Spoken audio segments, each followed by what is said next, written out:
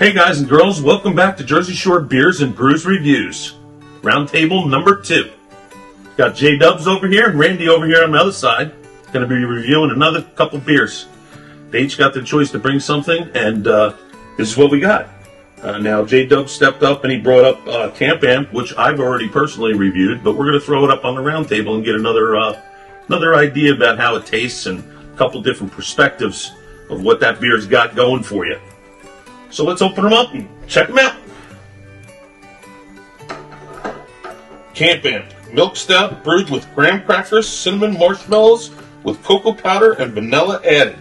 6.5%, that is.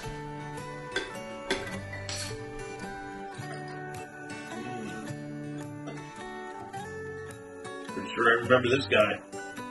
Dogfish head. Killing it. Well, I've been to the brewery. Yeah? Something I highly recommend. Yeah, I've been down there. Rehoboth Beach. Put the ferry across. Yeah, so I did as well. Nice little thing if you're doing it in the summertime. I'm sure it's cold as hell, like fall and stuff. I believe the brewery's like 20 minutes from the lake. Nice little place down there. Good food. Nice head. Treehouse. You can smell the chocolate in it. That's straight up. Oh, without a doubt. A little on the cinnamon.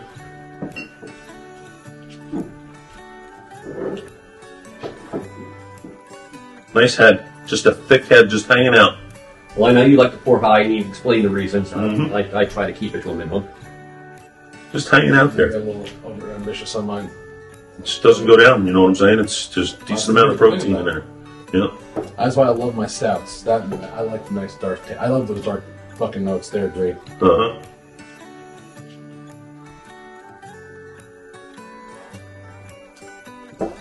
Definitely full bodied.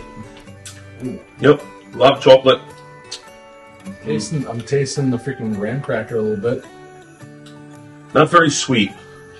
I thought the marshmallow would have given the sweet. Absolutely. But you know, a lot of the milk stouts out there nowadays are sweet, especially when you get into like the pastry stouts.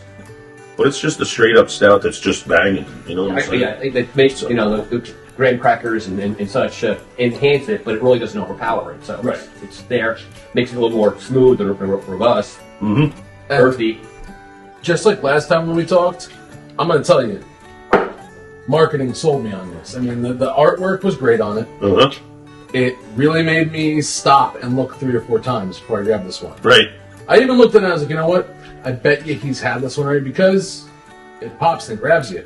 But I didn't care. I didn't care because it's been too long since I've been stout. This is freaking really good. There's a lot of them there. You are in for a treat today because I got a nice stout that we're going to be reviewing in a little bit. We could do a 3 stout afternoon actually. There we go. That's fine. We want to keep it all in that same content. Randy likes to come prepared. You know, he comes with like 3 different beers, 3 different styles. You know, he excels in the class. I brought a really good beer, at least. That you did. That's for sure. See how many we get for. So what's your take on it? You know, what's your score that you're feeling in it? Is it something you get again, or is it like this is something that I would definitely get a couple times. I mean, obviously I wouldn't do this in the summer. It's definitely too heavy for that. Yeah. But this is something I can go break my back, shovel in the driveway out for the kids and the wife, and then go inside and say I need something to lay back with. How many? At 6.5, I can do 2 or 3. Yeah, well, there's a trade-off there. If you get stout, they're still kind of heavy, on your stomach. Oh, wait till you see the stout that you're going to be drinking.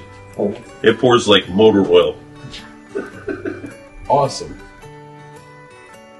This is actually pretty thin. I mean, it's a good stout. I like it. You know the difference between a stout and a porter? No. Basically nothing except higher alcohol and a little bit more malts. Yeah, definitely the higher malts. That is the gist of it. It's more of a barley wine, but it's not a barley wine. Well, the barley wines are really more on the winey side. I tried for barley wines. They're really thin and yeah, they got a lot of octane in there. The stout we got has got some octane too. I'm glad you picked the one that you did out of the 2. To this day, I still want to find my bucket list stout is Tactical Nuclear Penguin. I've seen it. Who makes it? It's something German, but I've heard it. I think it's 82%. it comes with a stopper. It's in a champagne bottle. They suggest you drink it in small. Well, yeah, I get it. But 82%, that sounds impossible. It's a ridiculous. It's a ridiculous percent. That's the distilled spirit. Well, there is a beer that's pretty up there. Well, I mean, by Brewdog's, I think 67 or something. Might be in 67. It's got to be distilled. I don't know how you would possibly get regular beer, fermented beer, right, to that stage. Because that's the way they get spirits that high. They start out with a fermented product, beer or wine, and then distill it to basically reduce it, but you're getting the alcohol out of it. Yeah, that's the whole difference. I mean, how does that magic happen where you can get that without distilling? Look up Brewdog's. Look up most potent beer or something like that. I'll do a little research. I'll get it into the video. I've been on Stouts. We ask the proper questions, so you know. I've already looked it up. It was like 65 or 67% alcohol in it, and I forget what it was called. They distill it to get it there. IPA or something like that. I don't know. So what's your scores that you're thinking about on this thing? What's the scale again? So your 6s, if you're below 7, you're into the place where it's like, I'm not going to recommend this. I'm never going to buy this again. Just turn my head and let's try and forget about this beer. Okay, well, not there. Your 7.5 is your kind of like mainstay beer.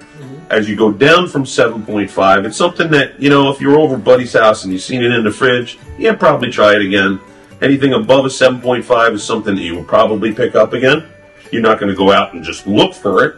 You know, if you happen to see it in there, you probably pick it up. And anything that's higher than an 8 is something that you're like, dude, you got to try this great beer that I just had last night. I still think your scales are too tight a pattern when you start out with a scale between 1 to 10. Then you say, well, really only between 7 and 8 are your leading scale. If we had to put something on 1, Hell or High Watermelon by... That would be in a 6. It'd be low 6s. It'd be a 1, dude. That's really? a bad beer. That's a bad beer. It's a fucking bad beer. That and the same company, Fireside Chat, I think it's First Amendment Brewing, did not enjoy any of the beers I bought there. Really? None. Said, too, really good marketing. Really good I've yet to find a brewery that I put in, they all help a lot, and some of them may suck, you know, some aren't quite there, but I've yet to say I hate all of them. All of someone's beers? Yeah. Yeah. I'd put that in an 8 for me. That's an 8? That's going to be epic?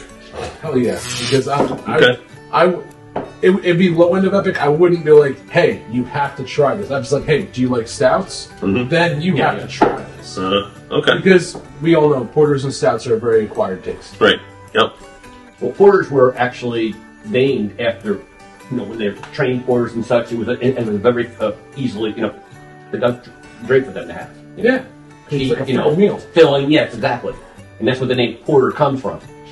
For the workers, porters, that it was made for.